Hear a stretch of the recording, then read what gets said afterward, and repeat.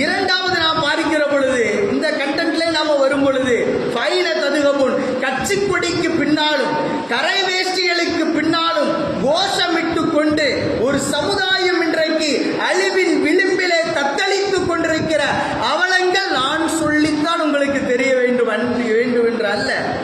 பல உயிர்கள் பறிபோன சம்பவம் உங்களுக்கு தெரியும்.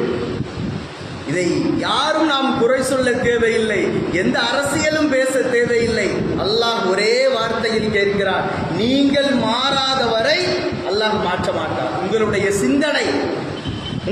சிந்தனை ஒரு செயல்.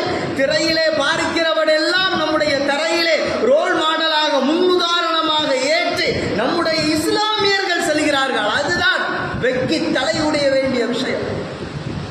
ஒரு பெண்மணி புர்கா அணிந்து சொல்கிறான், என் அண்ணனை பார்க்கறதுக்காண்டி தான் வந்திருக்கிற, என் பெத்த 2 பிள்ளைய விட்டுட்டு என் அண்ணனை பார்க்கத்தான் வந்திருக்கிறான்னு சொல்லக்கூடிய ஒரு சகோதரியினுடைய பேக்ரவுண்ட் நாம யோசிக்க வேண்டும். அவள் வளர்க்கப்பட்ட விதம்.